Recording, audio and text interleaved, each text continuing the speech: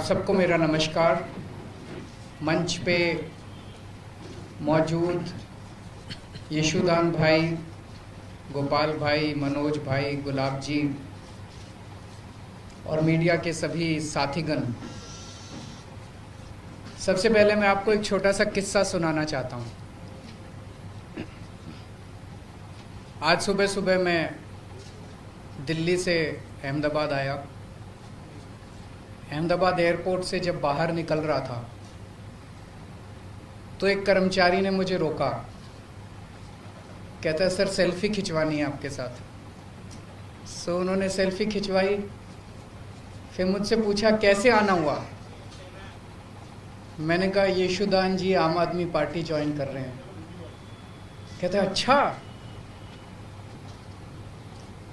वो कहता है यशुदान तो गुजरात का केजरीवाल है। तो यशुदान जी, गुजरात की जनता आपको बहुत प्यार करती है, आपको हीरो के रूप में देखती है। गुजरात के लोगों ने आज़ादी के लड़ाई में बहुत अहम भूमिका निभाई। देश के सबसे बड़े नेता गुजरात की धरती ने दिए, और केवल नेता नहीं दिए, आम लोगों ने भी आज़ादी की लड़ाई में बड़ी बड़ी शहादतें और कुर्बानियां दी। देश आज़ाद हुआ, पूरा देश रियासतों में बटा हुआ था। फिर सरदार पटेल ने बीड़ा उठाया कि देश को एक करना है। रात दिन 24 घंटे मेहनत करके उन्होंने पूरे देश को इकट्ठा किया। उसके बाद क्या हुआ? पिछले 75 साल अधिकांश कांग्रेस और बीजेपी की सत्ता की कहानी है, और आज गुजरात की जो हालत है वो बीजेपी और कांग्रेस की सरकारों की कारस्तानी है। पिछले 27 साल से गुजरात में एक ही पार्टी की सरकार है, लेकिन पिछले 27 साल इन दोनों पार्टियों के गठजोड़ की कहानी है, दोनों पार्टियों की दोस्ती की कहानी है। कहते हैं, मुझे नहीं पता, आपको तो ज़्यादा पता होगा, कि कांग्रेस बीजेपी की जेब में है। जब जब बीजेपी को ज़रूरत होती है तो माल कांग्रेस सप्लाई करती है। ऐसे कैसे चलेगा? गुजरात की कौन सुध लेगा? आज गुजरात के किसान आत्महत्या कर रहे हैं 75 साल के बाद। गुजरात के सरकारी स्कूलों की बुरी हालत है, गुजरात के सरकारी अस्पतालों की बुरी हालत है। गुजरात के व्यापारी डरे हुए हैं। डरने की क्या जरूरत है? अब तो देश आज़ाद हो गया, किसी की हिम्मत नहीं है। अभी कुछ साल पहले मेरा एक दौरा लगने वाला था। गुजरात का एक बहुत बड़ा चेंबर ऑफ कॉमर्स है, उन्होंने मुझे इनवाइट किया। ऐन वक्त पे गुजरात के अथॉरिटीज़ ने उन पे प्रेशर डाल के मेरा दौरा कैंसिल करा दिया। ये क्या बात हुई? गुजरात के व्यापारी डरे हुए, और पिछले 1 साल के अंदर कोरोना काल के दौरान जिस तरह से गुजरात को अनाथ छोड़ दिया गया, ऐसे लगा जैसे गुजरात के लोगों की सुध लेने वाला कोई नहीं है, गुजरात के लोगों का ख्याल रखने वाला कोई नहीं है। ऐसे हालात के अंदर यशुदान गढ़वी जी ने जो निर्णय लिया राजनीति में आने का, मैं यशुदान जी को तहे दिल से बहुत बहुत बधाई देता हूं। उनको क्या जरूरत पड़ी थी? जब किसी का करियर खत्म हो जाता है, जब किसी को कोई पूछने वाला नहीं होता, तब अगर कोई छोड़ छाड़ के राजनीति में आए तो समझ में आता है। लेकिन अगर कोई अपनी कैरियर की पीक पे अपने कैरियर को लात मार के राजनीति के अंदर आए तो वो गुजरात की जनता के लिए आ रहा है। पिछले कुछ सालों से यशोदान जी अपने टीवी चैनल के और अपने कार्यक्रम के जरिए एक एक आम गुजराती की आवाज़ बने हुए थे, उनकी आवाज़ उठाते थे। लोग उनके साथ अपने आप को रिलेट करते हैं। आज गुजरात का हर व्यक्ति यशोदान जी के साथ रिलेट करता है। लोगों को लगता है कि वो हमारी आवाज़ उठा रहे हैं, लेकिन सिस्टम के बाहर रह के आवाज़ उठा के समस्याओं का समाधान करवाने की अपनी एक सीमा है। सिस्टम के बाहर रह के हम नुक्स निकाल सकते हैं, शोर कर सकते हैं, आंदोलन कर सकते हैं, टीवी के ऊपर आवाज़ उठा सकते हैं, डिबेट कर सकते हैं, न्यूज़ में दिखा सकते हैं। लेकिन अगर सामने वाली सारी पार्टियां मिली हुई हों और उनको सुनने की ज़रूरत ही नहीं है, अगर सामने वाली पार्टियां कहे जो करना है कर लो, हमें तो कोई परवाह नहीं है, तुम जितनी आवाज़ उठानी है उठा लो, हमें तो कोई परवाह नहीं है, चुनाव का नतीजा तो पता ही है, हमें तो जीतना ही है, तो फिर क्या करेगा कोई आदमी? तो इन्होंने तय किया कि अब सिस्टम के अंदर जाके, कीचड़ के अंदर उतर के कीचड़ को साफ करना पड़ेगा। मैं समझता हूं कि ये इनका बहुत बड़ा त्याग है।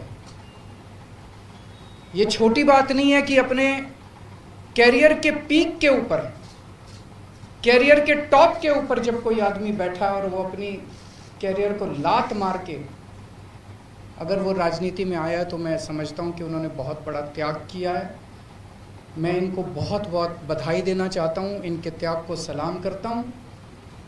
और मैं समझता हूं कि जो आम गुजराती आज विकल्पहीन हो गया था, उसे लगता था कि विकल्प ही नहीं बचा गुजरात की राजनीति के अंदर, ये दोनों तो एक ही हैं, इनको वोट देना है, इनको वोट देना है, कोई फर्क नहीं पड़ता है, एक ही हैं ये दोनों।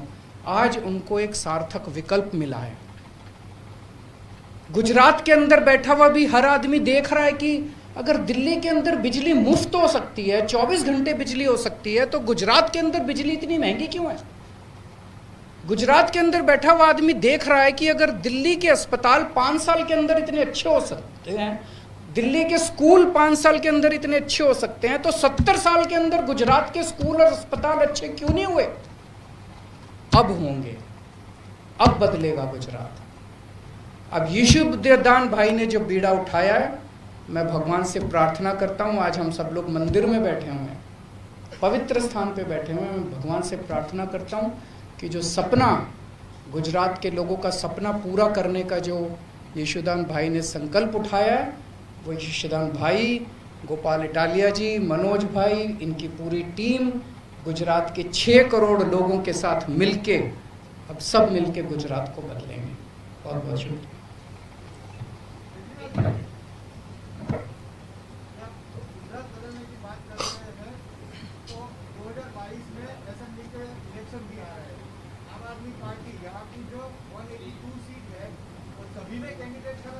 सभी में कैंडिडेट खड़ा करेगी। बताएंगे, अभी तो शुरुआत है। आज लोग मुद्दे जनता तय कर रही है। आज युवा बेरोजगार है। क्यों बेरोजगार है? आज गुजरात के युवाओं को रोजगार क्यों नहीं मिल रहा? रोजगार तो बात की बात है, युवाओं को कॉलेज में एडमिशन नहीं मिल रहा। कॉलेज तो बात की बात है, युवाओं को स्कूल के अंदर अच्छी शिक्षा नहीं मिल रही। आज किसान आत्महत्या 70 साल के बाद क्यों कर रहा है? आज आपने कोरोना काल के अंदर देखा कि सरकारी अस्पतालों का और डिस्पेंसरियों का क्या हाल था। आज गुजरात के स्कूल खराब क्यों हैं? गुजरात के व्यापारी नाराज क्यों हैं? कोई भी तबका आप उठा लीजिए, मोटे मोटे तौर पे गुजरात की राजनीति खराब है, क्योंकि ये दोनों पार्टियां मिली हुई हैं, दोनों ने तय कर लिया मिलके चुनाव लड़ेंगे। और जब दोनों मिलके चुनाव लड़ते हैं तो उनको जनता की सुनने की जरूरत ही नहीं है। वो कहते हैं जनता जाए भाड़ में, हमारी तो चुनाव का नतीजा तो तय है। गुजरात बोलते हैं, तो क्या दिल्ली मॉडल गुजरात होगा? नहीं, हर एक राज्य का अपना मॉडल होगा। दिल्ली का मॉडल दिल्ली मॉडल, गुजरात का मॉडल गुजरात मॉडल। किसी भी स्टेट की अपनी समस्याएं हैं, अपने समाधान हैं, अपना मॉडल है। गुजरात के 6 करोड़ लोग अपने विकास का मॉडल खुद तय करेंगे।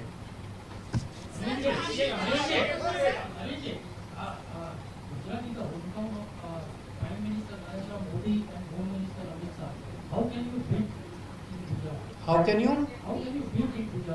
देखिए, मैं किसी इस वक्त नेता या उसके किसी का खिलाफत करने के लिए यहाँ नहीं आया।